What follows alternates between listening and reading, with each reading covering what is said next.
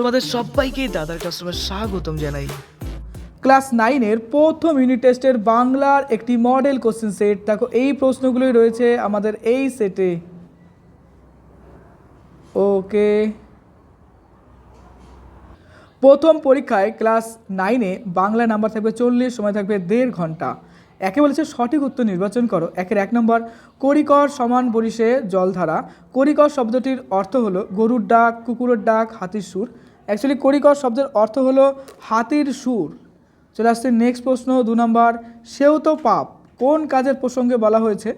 ক নম্বর, পশুপালনে তদারকি। খ নম্বর, মজুরদের উপর করা নজরদারি।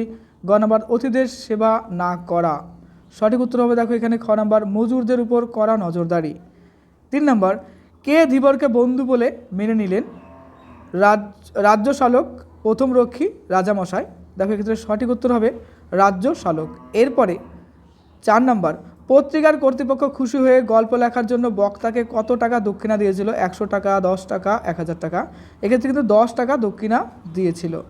এরপরে আসছি 5 নম্বর, আমার বাণিজ্য তরী বাধা পড়ে আছে। বাণিজ্য তরী যেখানে বাধা পড়ে আছে সেটা কি হবে? নদীর কাছে, নোঙরের কাছে, তটের কাছে। এক্ষেত্রে উত্তর হবে দেখো তটের কাছে। এবার আসছি 6 নম্বর, মাস্তুর শব্দটির উৎস হলো ফার্সি, পর্তুগিজ, দেশি। মাস্তুর শব্দটির অর্থ হলো পর্তুগিজ। এরপরে আসি 7 নম্বর, প্রফেসর শঙ্কু নিরুদ্দেশ ছিলেন 5 বছর, 10 বছর, 15 বছর। সঠিক উত্তর হবে দেখো 15 বছর। এরপরে চলে আসছে আমরা নেক্সটে 2-এর প্রশ্ন। 1 নম্বর, ভাদ্রপদ মাসে যেন পড়ে থাকা তাল, কবি কোন বিষয়ের সঙ্গে এমন তুলনা করেছেন? কলিঙ্গ দেশের ঝড় বৃষ্টি কাব্যাংশ। কবি বটপ্রবল ঝড় বৃষ্টিতে ঘরের চাল ভেদ করে যে শিল মেঝেতে এসে পড়ে তার সঙ্গে ভাদ্র মাসের পাকা তালের তুলনা করেছেন।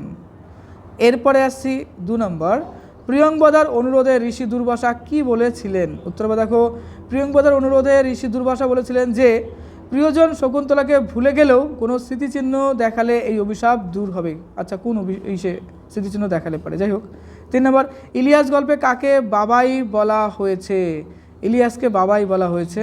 এরপরে 4 নম্বর, সুকুমার তার বক্তৃতা ইংরেজি কোটেশনটি কার নামে চালিয়েছিলেন? উত্তর হবে দেখো আইরিশ নাট্যকার জর্জ বার্নার্ড শয়ের নামে চালিয়েছিলেন। 5 নম্বর, নোঙর কবিতায় নোঙর ও নৌকা কিসের প্রতীক? উত্তর হবে দেখো নোঙর কবিতায় নোঙর স্মৃতি বা বন্ধনের প্রতীক এবং নৌকা গতির প্রতীক, অর্থাৎ মৌসুমের প্রতীক, তাই না? তারপরে 6 নম্বর, রকেট থেকে নেমে সেটা টের পেলাম। রকেট থেকে নেমে কি টের পেলেন?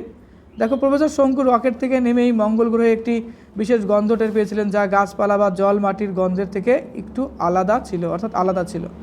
এরপরে আসছি 7 নম্বর, উল্টিয়া পড়ে শস্য প্রজা চমকিত, বাক্যটির চিহ্নিত পদটির শ্রেণী নির্দেশ করো। উত্তর দেখো উল্টিয়া পড়ে, এটা যৌগিক ক্রিয়াপদ হবে। এবার আসছে নিচের 3-এ দেখো প্রশ্ন। নিচের প্রশ্নের উত্তর দাও।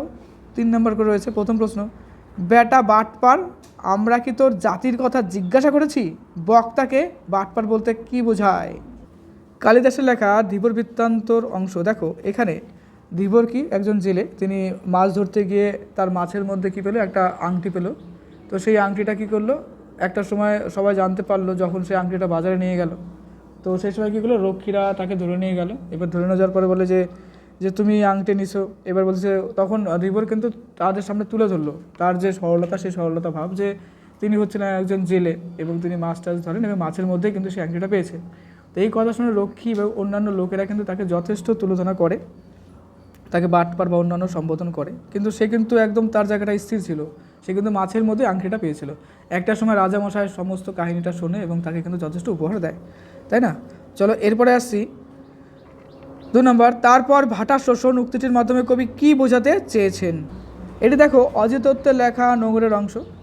তো মানুষের জীবনে কি হয়, একটা সময় চরম উন্নতি হয়, আবার অনেক সময় অবনতি হয়। কীরকম টাইপের? যেরকম ধরো সমুদ্র জল কী হয়, ফুলে ওঠে, তাই না? সেটাকে আমরা বলি জোয়ার। এবং সেই জলটা কী হয়, সেখানে কিন্তু প্রবল একটা শক্তি, একটা ঢেউ রয়েছে। আর ভাটার সময় কী হয়, টোটাল জলটা কিন্তু নেমে যায়। এই হচ্ছে জোয়ার ভাটার বিষয়।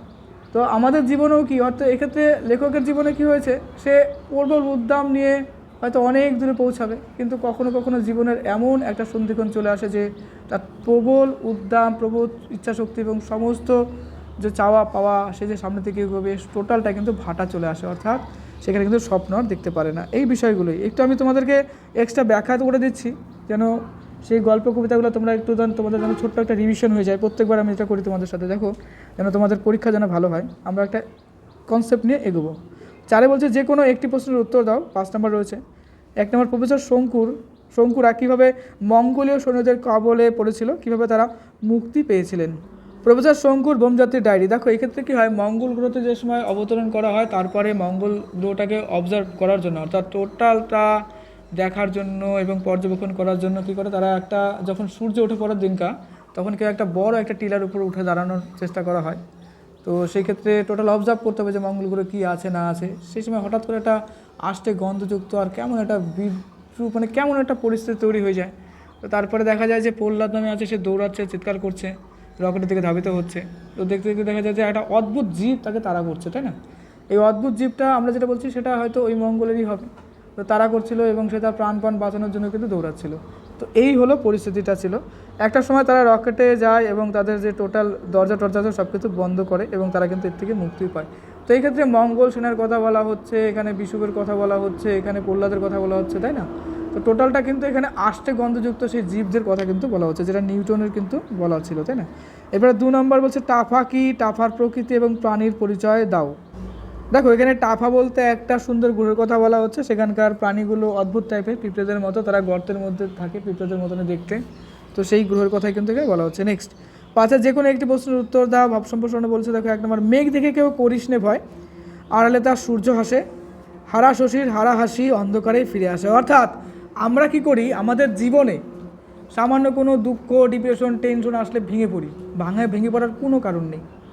একটা অন্ধকার যদি না আসে, দেখো রাত্রেবেলার অন্ধকার, দিনের বেলার সকাল, তাই না?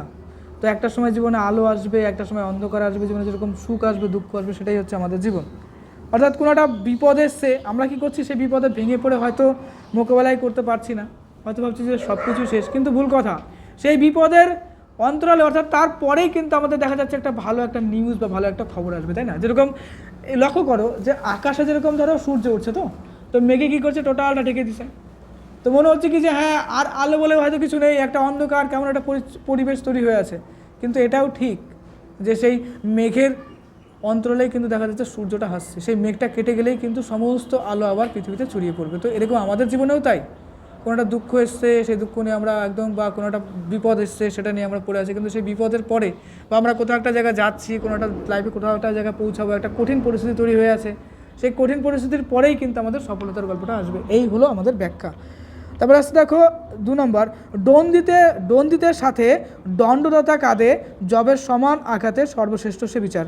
মানে কি বলো তো? দেখো অনেক লোক কী করে, এই যে দণ্ড দিচ্ছে, অপরাধ করছে, তাদেরকে পেটাচ্ছে, মারছে, ধরছে, কিন্তু এখানে যে অপরাধ যে করেছে তাকে যে দণ্ড দেওয়া হচ্ছে, তাকে যে মারা হচ্ছে বা তাকে যে বকা দেওয়া হচ্ছে, যে লোকটা দিচ্ছে সেই লোকটা, অর্থাৎ সেই বিচারকও কী করছে, যখন দিচ্ছে তার সঙ্গে সঙ্গে সেও কিন্তু অনুভব করছে যে না, এটা কতটা কষ্টকর। এর থেকে বড় কী হতে পারে?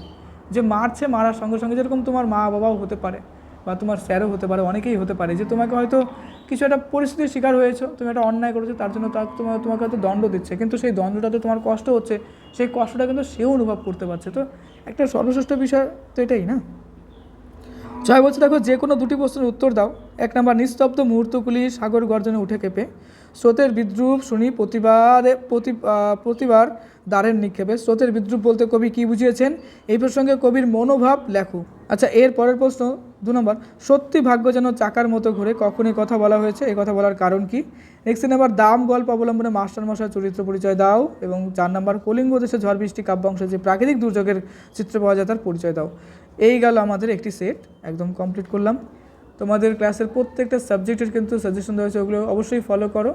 আর আমি অনেকগুলো সেট নিয়ে আসবো, সেগুলো ফলো করো। আর এই টাইমে পরীক্ষার আগে একটাই মাত্র কথা হবে, রিভিশন। প্রত্যেকটা গল্প, কবিতা, প্রত্যেকটা সাবজেক্ট যতবার পারছো রিভিশন করো। আর পরীক্ষাতে যা আসছে সেটাকে সুন্দর করে নিজের ভাষা দিয়ে লিখে দিয়ে আসো। টার্গেট একটাই, সব থেকে সেরা রেজাল্ট করতে হবে।